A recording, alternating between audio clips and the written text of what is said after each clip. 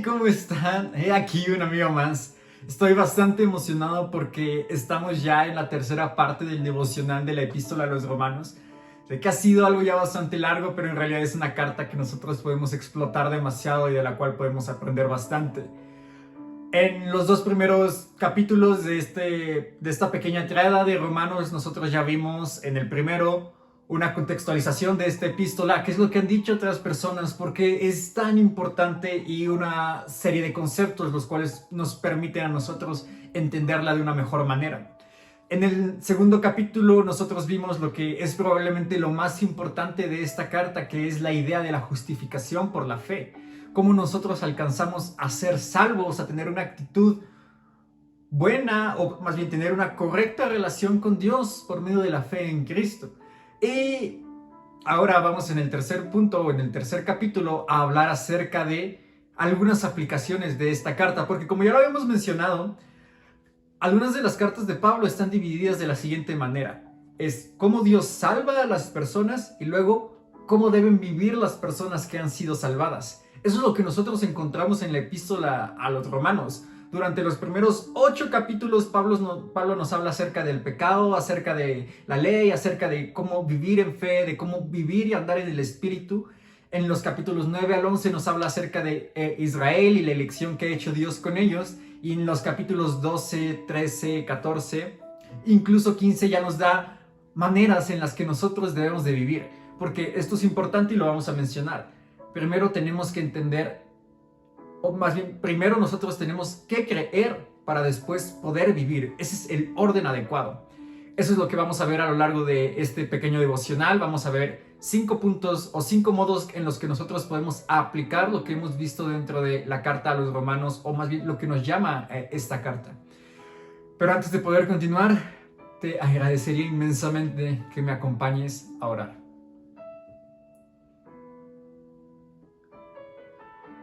Padre, eres tú el único que puede salvarnos. Eres tú el único que puede a nosotros ayudarnos y verdaderamente hacernos nacer de nuevo para poder cambiar nuestra manera de pensar y nuestra manera de vivir. Permítenos despojarnos de nuestras malas y erróneas ideas y permítenos acercarnos a ti de manera confiada y a vivir como tú nos has llamado. Queremos vivir en santidad y vivir conforme a la palabra de Cristo. Ayúdanos a cumplir tu voluntad. Ayúdanos a ser instrumentos para tu gloria. Y permíteme a mí hoy poder transmitir tu palabra, tu gran y tu hermosa palabra.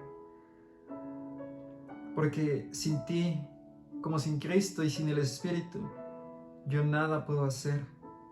Por eso te pido que sea el Espíritu hoy quien nos testifica en nuestros corazones, quien derrame ese amor tuyo y quien nos convenza de lo que hemos hecho mal, que esa unción misma nos enseñe todas las cosas y podamos acercarnos de mejor manera a ti. Glorifícate, haz tu voluntad y permítenos aprender y recibir esta palabra con todo nuestro corazón. En el nombre de nuestro Señor Jesús. Amén. Bien, el primer punto al cual me gustaría a mí tocar es algo que es bastante llamativo dentro de esta carta, y es una expresión que utiliza el apóstol Pablo cuando él habla acerca del Evangelio y dice mi Evangelio. Mi Evangelio, esa es la frase que repite en algunas partes de esta carta, y es bastante llamativo porque nosotros nos podemos preguntar, o sea, ¿qué quiere decir Pablo con esta expresión? Realmente, ¿por qué le decía mío? ¿O por qué utilizaba este posesivo? Lo encontramos, por ejemplo, en Romanos 16:25, que dice de la siguiente manera: y al que puede confirmaros según mi evangelio y la predicación de Jesucristo, según la revelación del misterio que se ha mantenido oculto en los tiempos eternos. Lo importante, como digo, ya es la primera frase que dice y al que puede confirmaros según mi evangelio.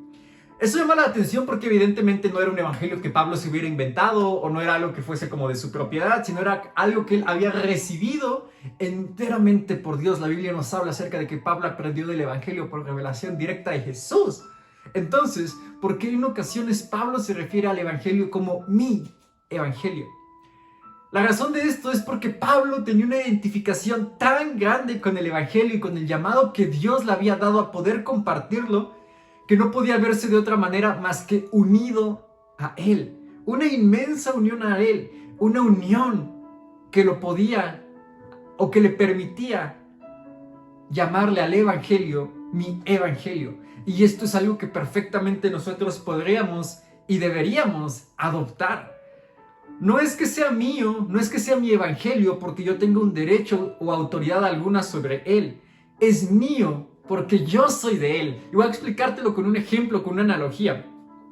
Es como en estos momentos de oración en los que nosotros estamos acercándonos a Dios y estamos verdaderamente expresando lo que está dentro de nosotros y mostrando el amor que a Él le tenemos, que decimos, mi Dios, que decimos, mi Cristo, como lo expresan distintos autores dentro de los salmos que dicen, Dios, Dios de mi salvación, ven a mí, mi Dios, socórreme. O sea, no es que Dios sea nuestro, no es que nosotros tengamos alguna autoridad sobre Dios, sino es que nosotros somos de Él. No es que nosotros tengamos poder, sino que reconocemos que le pertenecemos a Dios. Es mi Cristo. O esta frase, por ejemplo, expresa el gran amor que yo le tengo a Él y la manera gloriosa en la que yo me identifico con Él y me reconozco como suyo. Ese es el gran amor que el apóstol Pablo le tenía al Evangelio. Ese era el amor que él tenía por el Evangelio de Cristo. Por eso mismo dice en la carta, todo lo he llenado del Evangelio de Cristo. Y pregunto, ¿no será que la Biblia nos llama a ese amor? A una comprensión tan grande y a un compromiso tan grande con el Evangelio, que ya no solo digamos el Evangelio, sino que digamos mi Evangelio, nuestro Evangelio, el cual Dios nos ha regalado y como un don magnífico, de una manera grandiosa, nos permite llamarlo o decirle mío. Y este punto es solo importante para que nos comprometamos cada vez más con el Evangelio, con la verdad de lo que es el Evangelio y con compartirlo. Ahora, sé que este es algo que todavía pudiera sonar un poquito teórico, pero realmente vamos a entender un poquito más las cosas, la aplicación de esta epístola en los siguientes puntos, que lo he titulado La importancia de Romanos el día de hoy. Lo primero que yo quiero decirte, y sé que puede sonar un poquito ahí medio confuso, pero lo voy a explicar. El primer punto es la condición humana. El primer punto de la importancia de Romanos hoy es la condición humana y las distintas maneras de aproximarse a Dios. El problema del liberalismo teológico y una simple vida ética. Aquí vamos a hablar un poquito acerca de la Biblia y cómo nosotros podemos aproximarnos a Dios y qué es lo que nos enseña Romanos. Uno de los puntos que deja bastante claro esta carta es que existen tres maneras en las que nosotros podemos conocer a Dios. La primera es la naturaleza, la segunda es la conciencia y la tercera es la Biblia. Primeramente, entonces, veamos a esta naturaleza, o qué es lo que dice de la naturaleza. Romanos 1:20 nos dice, porque las cosas invisibles de Él, su eterno poder y deidad, se hacen claramente visibles desde la creación del mundo, siendo entendidas por medio de las cosas hechas. O como también nos dice Salmos 19:1, los cielos cuentan su gloria y el firmamento proclama la obra de sus manos.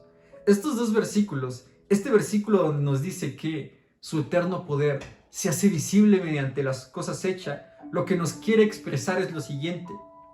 Una de las maneras en las que Dios se manifiesta a los seres humanos es por medio de la naturaleza, por donde las personas que no han escuchado de Dios pueden saber que Él existe. Por medio de las cosas creadas, Dios se nos revela y nosotros podemos ver el cielo, nosotros podemos ver el mar, nosotros podemos ver las montañas, nosotros podemos contemplar el universo y decir, ok, su eterno poder, esa deidad grandiosa, ese Dios magnífico e infinito, se muestra que existe por medio de todo lo que Él ha creado. Esta es la primera manera. La segunda es la conciencia. Hay que entender en este punto la conciencia como la capacidad de diferenciar entre lo bueno y lo malo. La Biblia afirma que hay una ley dentro de nuestros corazones que da testimonio a nuestra propia conciencia sobre nuestros propios razonamientos. Eso lo deja claro en Romanos capítulo 2, capítulo 14 o versículo 14 y 16. Es decir, aunque nosotros no tengamos una noción del todo clara sobre las leyes que Dios ha establecido o sobre los mandatos que Él ha dado, dentro de nosotros existe la capacidad de entender lo que es bueno y malo y tratar de actuar conforme a ello. Y la última y más clara de las formas en las que nosotros podemos aproximarnos a Dios es mediante la Biblia. La Biblia es la palabra de Dios, donde se contiene su voluntad para la vida del creyente, primordial, aunque no exclusivamente, en asuntos de fe y práctica. Es decir, la Biblia contiene la revelación de Dios acerca de cómo nosotros debemos comportarnos, qué debemos creer y muchas otras cuestiones respecto a algunos eventos históricos como la historia de Israel, a algunas cosas que sucedieron como la historia de Job, etc. ¿Cuál es entonces la necesidad de la Biblia? Porque si existen esas tres maneras de acercarnos a Dios, la naturaleza, la conciencia y la Biblia, ¿por qué nosotros afirmamos que la Biblia es la mejor manera de poder acercarnos a Dios? O más bien, si ya está la naturaleza y está la conciencia, ¿cuál es la necesidad de la Biblia? Cuando los seres humanos vieron a Dios por medio de la naturaleza, caímos como especie en un error, porque adoramos a la naturaleza en lugar de al creador de la naturaleza. El problema de ver a Dios solo por medio de la creación es que llevó a algunos a confundirlos con la creación.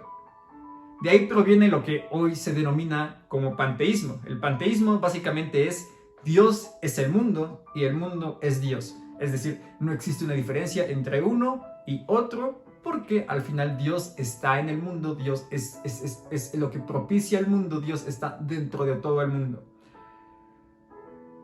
Esto representa un problema porque la Biblia deja bastante claro que existe una inmensa diferencia entre Dios y todo lo que es creado, como nos dice Eclesiastés. Tú estás aquí en la tierra y Dios está aquí en los cielos. Hay una gran diferencia entre nosotros que somos criaturas de Dios y Dios que es el creador de todo. El problema con el panteísmo es que al final se decanta por una postura en la que Dios puede encontrarse en cualquier lado y no, Dios sí ha creado todo. Dios es motor de todo. Por todas las cosas hechas son por medio de Dios y gracias a Dios. Pero Dios es radicalmente distinto a la naturaleza. Y pues es la creencia que han tenido algunos filósofos, como pues el principal es Spinoza, incluso Einstein, que se habla mucho acerca de que creía en Dios, pero creía en este Dios panteísta. Una revelación o una forma de creer en Dios que va en contra de la Biblia. Por otro lado, el que Dios se haya revelado por medio de la conciencia ha llevado también a muchas personas a ver al humano como Dios, envaneciéndose en sus propios razonamientos, porque en lugar de reconocer a Dios en el centro de todo, se ha optado por colocar al humano en el centro de todo, al humano o a su propio pensamiento, desviándose entonces en filosofías y demás formas de pensar, en caminos incorrectos. Y es que entonces entendemos cuál es la necesidad de la Biblia, porque Dios revelado por medio de la naturaleza llevó a algunos a que adoraran a la naturaleza y a confundir a la naturaleza con Dios. Dios revelado por medio de la conciencia llevó a muchos a orgullecerse, a envanecerse y a pensar que sus propios razonamientos eran los adecuados. Pero Dios, revelado por medio de la Biblia, nos muestra la manera adecuada y correcta de acercarnos a Él. ¿Qué mejor forma de preservar el conocimiento para nosotros, los seres humanos, que un libro? Porque la naturaleza no puede explicarnos cómo creer en Dios, y la conciencia no puede darnos verazmente la forma en la que Dios desea que nos comportemos. Pero en la Biblia nosotros podemos encontrar un consenso y claridad sobre lo que Dios desea acerca de la raza humana. Por eso afirmamos que la Biblia contiene la voluntad de Dios. Por eso es que este libro debería ser en donde nosotros encontramos un consenso sobre quién es Dios y qué es lo que Él quiere para nosotros. Ese es el propósito de la Biblia, fungir como una guía para cómo nosotros debemos creer y cómo nosotros debemos vivir. Una manera adecuada de acercarnos a Dios. Tristemente este propósito, como ya muchas personas habrán podido dar cuenta, está completamente desvirtuado o se ha encontrado ha estado grandemente desviado. Porque ha habido decenas de interpretaciones de distintos textos, muchas de las cuales carecen completamente de honestidad y de razón. Hay personas que, como lo afirma la Biblia, son francamente falsos maestros que desvirtúan lo que está ahí escrito. Por eso quiero darte por lo menos ahorita 3 puntos de cómo podríamos darnos cuenta de que no hay una muy buena lectura de la Biblia. Porque cualquiera que se acerque a la Biblia con un corazón sincero, a pesar de ciertas diferencias menores que pueden llegar a existir, encontrará una forma de llegarse a Dios de manera pura, de manera santa y de manera verdadera. Pero nosotros encontramos entonces que hay personas que tergiversan las escrituras por lo menos por 3 razones. La primera es por acomodarse o hacerse de un poder político. La segunda es por acoplarse al mundo y la cultura. Y la tercera es por querer validar sus propias experiencias y razonamientos. Deberíamos desconfiar nosotros de nuestro cristianismo si en última instancia nos está otorgando influencia política, si nos está animando o está haciendo que estemos amistados o en consonancia con el mundo. Y también deberíamos desconfiar si tiende a validar nuestras propias experiencias y formas de pensar. ¿Por qué? Porque la Biblia declara enfáticamente que el reino de Dios es espiritual y que nada tiene que ver con el plano terrenal o con el plano político. Puede manifestarse en el plano terrenal por medio de las buenas obras, por medio de ayudar a las personas que las necesitan, por medio de mostrar amor, pero no mediante poder político. Nos deja claro también la Biblia que la amistad con el mundo es enemistad con Dios. Entonces, si nuestra forma de estar viendo las escrituras nos está amistando o haciendo estar en una relación de amistad con la sociedad, deberíamos también desconfiar de ello, porque la Biblia nos habla que la amistad con el mundo es enemistad con Dios. Y por último, también la Biblia testifica que nuestro corazón es engañoso y que nuestra sabiduría es vana. Entonces, si la Biblia también tiende a validar nuestras propias experiencias, nuestros propios sentimientos, incluso nuestros propios razonamientos, que no están respaldados de manera adecuada con lo que está ahí escrito, podríamos tener un problema. Pero en realidad no este es el punto en el que me quiero centrar. Lo que quiero decir es que esta es la razón por la cual la Biblia es tan importante. Por eso nosotros debemos defender con valentía lo que está ahí escrito, porque entonces de lo contrario perderíamos nosotros la brújula que nos permite acercarnos de manera sincera y correcta a Dios. Y aquí es donde quiero hablar un poquito acerca del liberalismo teológico. Es una corriente que surgió ya hace un par de siglos que básicamente, entre otras cosas, pone en tela de juicio, pone en duda la autoridad de la Biblia como la palabra de Dios, afirmando que contiene errores, afirmando que hay puntos los cuales ya no son vigentes, afirmando que hay ciertas cosas que nosotros no deberíamos seguir aplicando hoy en día. Ha llevado el liberalismo teológico a algunas personas a considerar que lo que está escrito no debe ser enteramente creído y que la Biblia, antes de mostrarnos lo que nosotros debemos creer, nos muestra cómo vivir. Este punto es parcialmente cierto porque efectivamente la Biblia nos muestra cómo vivir, pero la Biblia ante todo nos muestra qué creer. Porque no es una serie de cuestiones éticas lo que es esencial dentro del cristianismo, sino primordialmente una serie de doctrinas las cuales nosotros debemos de creer. Básicamente lo que nos dice el liberalismo teológico es lo siguiente. Mira, la Biblia habla acerca de muchas cosas, hay mucha doctrina, hay muchas cosas que pudieron o no haber sucedido durante los tiempos de Jesús, y algunos ponen en duda los milagros de Jesús, algunos ponen en duda como todas estas ideas teológicas en las que Jesús habla acerca de su divinidad, o ponen en duda como toda esta idea acerca de la justificación por la fe. Básicamente ponen en duda lo que está escrito dentro de la Biblia, diciendo que no es tan importante cuando se nos habla acerca de doctrina, sino lo que es más importante dentro de la Biblia es cómo nos enseña a vivir, de qué manera nosotros deberíamos vivir. Es un poquito acerca de esta frase que dice: no importa tanto los dogmas que tú crees, sino cómo vives los dogmas que tú crees. Y efectivamente es importante tú cómo vives en consecuencia de lo que tú crees. Pero lo esencial, esto es muy importante, del cristianismo, es una serie de doctrinas las cuales nosotros debemos de aceptarnos. Porque no es una forma de vivir la cual nosotros nos salva. No es una forma de vivir la cual a nosotros nos salva, sino una confianza absoluta en Cristo, en su obra, en la doctrina que Él nos ha dejado. Voy a explicarte o voy a darte un punto de cómo efectivamente no es lo más importante cómo comportarse al inicio, sino qué creer. Al inicio de la epístola, Pablo realiza un recorrido donde manifiesta claramente la condición corrompida de los seres humanos. básicamente nos da una explicación de cómo es que todos los seres humanos son pecadores. Por ello, Pablo retoma los Salmos y dice, no hay justo. O también, en uno de los pasajes más conocidos de Romanos, en 3:23, nos dice que todos han pecado o todos hemos pecado y estamos destituidos de la gloria de Dios.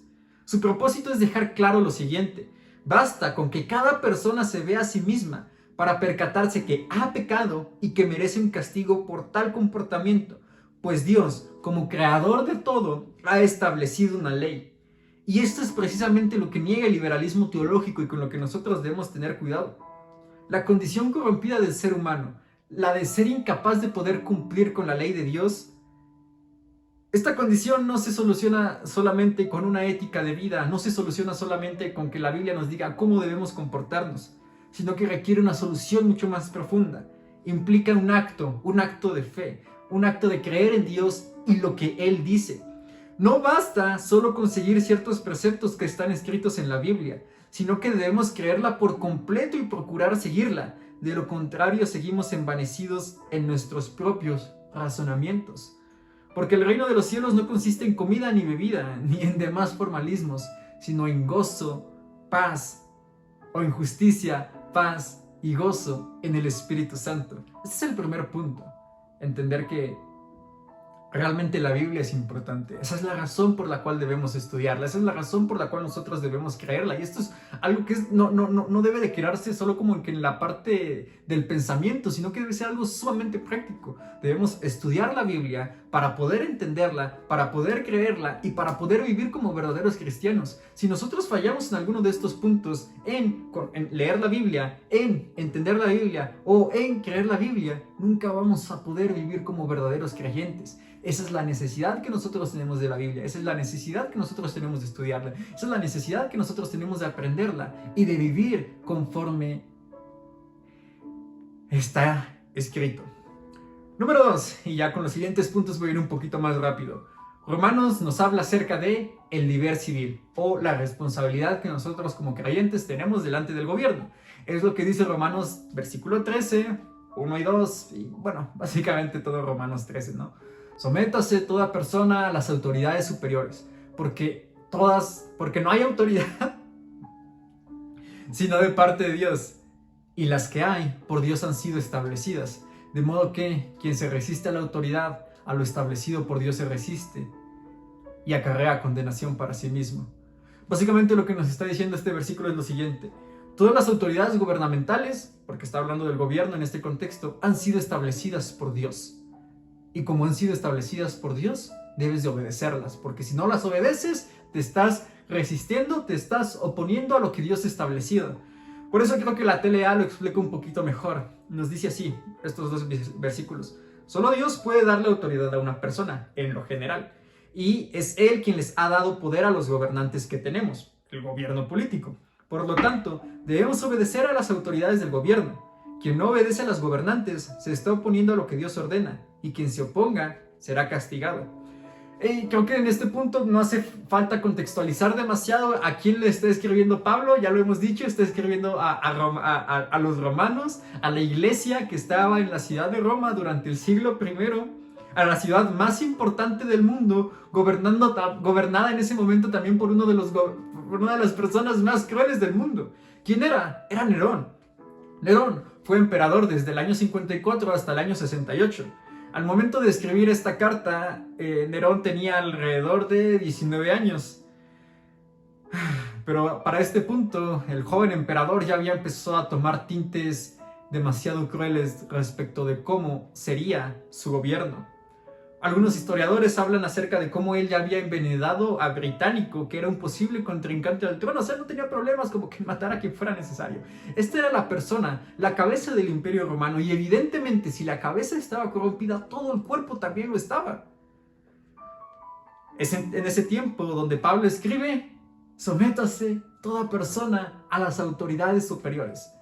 Nosotros no tenemos en definitiva un gobierno como el que tuvo Roma durante Nerón o durante los demás emperadores, no sé, Calígula, Claudio o incluso Tiberio en los tiempos de Jesús, que eran personas verdaderamente desalmadas. Hoy tenemos, gracias a Dios, gobernantes que son más o menos crueles, que sí, en muchos sentidos se oponen a Dios, se oponen a su voluntad, se oponen a lo que está escrito en su palabra y a lo que Él nos manda.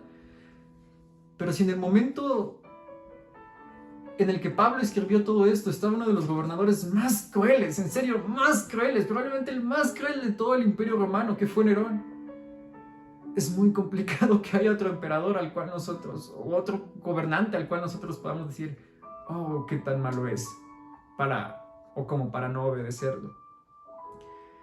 En su contexto, nosotros conocemos que había un grupo en los tiempos de Pablo, como los de Jesús, llamados los celotes, quienes se oponían a cualquier reino que no viniera de Dios. Pero no es esto lo que nos enseña la Biblia. La Biblia nos enseña que debemos de obedecer al gobierno. En circunstancias normales debemos de obedecer al gobierno. Matthew Henry lo decía de la siguiente manera: la gracia del Evangelio nos enseña sumisión y silencio cuando el orgullo y la mente carnal solo ven motivos para murmurar y estar descontentos. Porque la Biblia nos habla de hay que ser buenos ciudadanos. Sí, puede haber 1000 cosas que está haciendo mal el gobierno, podemos murmurar y podemos hablar de todas esas cosas que están haciendo mal, todas esas desviaciones, todas esas malas leyes, pero la Biblia nos llama a callar. Los cristianos tenemos entonces un mandato de Dios a que en circunstancias normales debemos obedecer al gobierno, seguir sus normas, pagar los impuestos, no propiciar el contrabando, respetar las reglas de tránsito, etcétera, etcétera. De tal manera que en relación al gobierno, los creyentes tenemos que ser hallados como los más pacíficos y los más tranquilos de la tierra. Esa es la segunda aplicación de Romanos. El tercero, el cuidado del débil, que esto lo encontramos ya en el capítulo 14. Uno de los puntos cúlmines que nos enseña Pablo acerca del deber cristiano lo encontramos entonces en este capítulo 14. El apóstol dice: recibid al débil en la fe, pero no para contender por opiniones. En el contexto de este capítulo, Pablo nos está hablando acerca de comida y acerca de respetar algunos días, pero aunque estos puntos pudieran parecernos irrelevantes, aunque en realidad hay ciertas personas que hoy en día siguen discutiendo acerca de qué comer o acerca de qué días respetar, hay que entender por eso bien este capítulo para saber que no hay nada que sea malo en sí mismo, que podemos consumir lo que nosotros tengamos la conciencia tranquila de que es bueno, de que no debería haber limitaciones en nuestra comida porque para Dios comemos y a Dios le damos gracias, y que tampoco hay diferencia entre guardar ciertos días. Estaba refiriéndose Pablo en este capítulo a los días lunares, como todas estas fiestas que tenían los judíos en este tiempo, que no estamos obligados a guardar esas fechas, no estamos obligados a guardar como todos estas costumbres que se dan respecto a ciertos eventos, sino que podemos hacerlo o no podemos hacerlo, pero al final hay que buscar agradar a Dios en todo. Pero hay que entender entonces lo que Pablo quiere comunicarnos de fondo, porque al hablar de comida y al hablar de días, ya no está estableciendo solo como una contextualización, una caracterización específica, sino que está buscando establecer un principio, porque está repitiendo distintos puntos o está aplicando un principio que se aplican a distintos temas. Quiere decir, es posible que entre ustedes existan diferencias, pero quien es fuerte en la fe tiene el deber de cuidar al débil. Esto es lo importante. Lo que nos enseña este capítulo es: el que es débil en la fe debe cuidar al débil. Es de hecho bastante interesante notar que en este capítulo la persona más estricta, la persona más religiosa o la persona más legalista, es decir, quien no comía carne o quien hacía diferencia entre día y día, es el débil en la fe. El débil en la fe es quien cree que es más aprobado por hacer una u otra cosa. El débil en la fe es quien cree que es más aprobado por evitar ciertos alimentos, por respetar ciertos días, por una serie de disciplinas espirituales. El débil en la fe es quien cree que es más aprobado por hacer, e incluso es quien juzga al que no hace. Esto es debido a una actitud legalista, donde pues obviamente se veía a sí mismo como una persona más espiritual. Como Pablo en 1 Corintios 7 también nos habla, ¿no?, acerca de que había personas dentro de la iglesia de Corintio quienes creían que por no casarse iban a ser más espirituales, y Pablo les dice como, no funciona así. Se veían a sí mismos como más espirituales y aún juzgaban a ellos, hacían distinción de personas, porque había otros que no comían o que no respetaban estos días. Muy seguramente las personas que guardaban estos mandamientos, es decir, quienes evitaban comer carne o quienes respetaban ciertos días, se veían ellos a sí mismos como los más fuertes, se veían a sí mismos como los más espirituales. Pero la Biblia dice que ellos eran débiles. Seguramente por guardar estos preceptos pensaron, seguramente Dios me ama más porque yo no como las demás personas, porque yo no como lo que comen todas las demás personas, porque yo respeto ciertos días, pero la Biblia nos enseña que ellos eran débiles.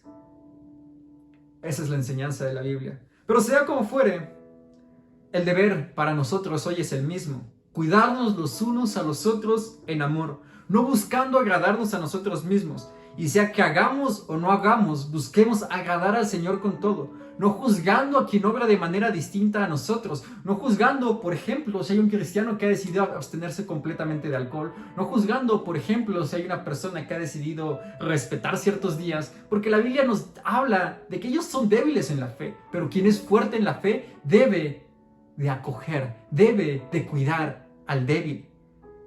Cada uno de nosotros debe tener la conciencia tranquila respecto de qué es lo que está haciendo. Por eso dice la Biblia que es útil que la conciencia regenerada tenga claridad sobre lo que debe o no debe de hacer. Por eso en este mismo capítulo Pablo nos deja claro que ir contra la conciencia incluso puede ser catalogado. Ir contra nuestra propia conciencia, contra la conciencia de la persona que ha sido regenerada, puede ser incluso catalogado como pecado en Romanos 14:5 y 14:23. Porque dice, todo lo que no proviene de la fe es pecado. Todo lo que va en contra de nuestra conciencia puede ser catalogado como pecado porque al final probablemente aún seamos débiles. La idea básicamente de este punto es que podemos encontrar distintas personas dentro del mundo cristiano que hacen observancia de ciertos formalismos, los cuales a lo mejor para nosotros no son importantes o consideramos que no nos hacen más ni menos cristianos, y evidentemente no nos hacen más ni menos adeptos ante Dios, porque nosotros somos aceptados ante Dios por gracia, no a causa de nuestro mérito. Nuestro mérito no es importante en la gracia. Esto es sumamente también importante entenderlo. Algunos creen que la gracia consiste en tratar a las personas mejor de lo que merecen ser tratadas, pero en realidad la gracia consiste en tratar a las personas sin importar sus méritos. No importa si lo merece poco, si lo merece más o si lo merece menos. Los méritos de una persona no son importantes al momento de tratarla con gracia, sino el amor que les queremos mostrar. Eso es lo que nos enseñó Jesús, eso es lo que nos enseña Dios. Dios no toma en cuenta nuestros méritos, ninguna de nuestras obras pasadas son importantes, solo el amor que Él nos ha mostrado gracias a la fe que nosotros tenemos en Cristo. Y así entonces, al observar a personas, hay que acogerlas, hay que abrazarlas. E incluso una persona que está en la condición de débil, es decir, quien observa estos formalismos, no debería juzgar, porque ese es el otro caso. El otro lado son las personas que dicen, come de todo, observa no observa ciertos días, no guarda ciertos días. Muy bien, hay que juzgarla. Dice entonces que el débil en la fe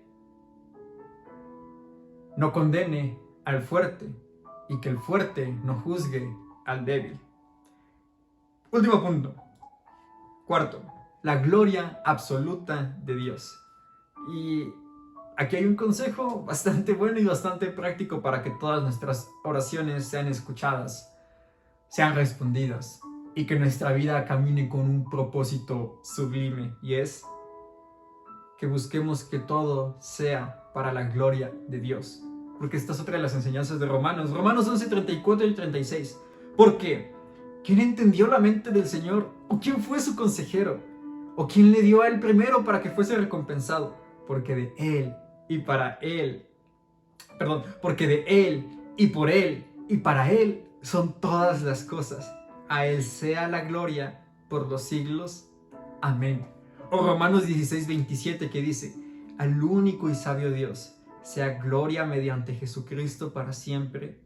Amén. La gloria es únicamente de Dios, el único y sabio Dios, el Rey soberano del universo, quien hace todo según su perfecta, su agradable, su buena voluntad, de quien depende nuestra salvación, de quien depende nuestra vida cristiana, del Dios sin el cual nosotros nada podemos hacer, quien nos fortalece, quien nos permite y nos ayuda a hacer el bien. Solo a Él y únicamente a Él debe ser la gloria. Una de las grandes aplicaciones de este libro se resume en lo siguiente: hacer todo para la gloria de Dios, desde nuestras acciones hasta nuestras oraciones, sean todo hecho para la gloria del Dios Todopoderoso. Una aplicación, como digo, de este libro es preguntarnos, ¿lo que yo voy a hacer glorifica a Dios? ¿Lo que yo le estoy pidiendo a Dios en oración lo glorifica a Él? Lo que yo pienso glorifica a Dios, la forma en la que me visto glorifica a Dios, la forma en la que hablo glorifica a Dios. Tendría que ser una obsesión para nosotros el glorificar a Dios, porque así lo fue para Jesús. Las obsesiones de Jesús están bastante marcadas en los evangelios. El reino de Dios, que era uno de los temas de los que él no dejaba de hablar, incluso Jesús habló más en los evangelios acerca del reino de Dios que de la iglesia. Y uno de los objetivos de Dios o de Jesús era glorificar a Dios en todos los aspectos de su vida, principalmente por medio de la obediencia. Encontramos entonces 4 aplicaciones rápidas, sencillas de este libro. Amar la Biblia, creer la Biblia y obedecer la Biblia.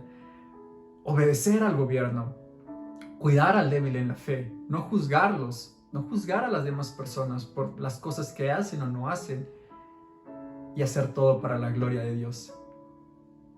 Y con esto acabamos estos devocionales acerca de la carta a los romanos. Espero y confío en verdad que sean de bendición, que puedan edificar tu vida, que aprendas a amar a Dios de una manera cada vez más sincera y que por sobre todas las cosas podamos confiar cada vez más en Cristo, en su obra, en lo que Él hizo y en lo que Él sigue haciendo por nosotros y en lo maravilloso que Él es para nuestras vidas. Que Dios les bendiga.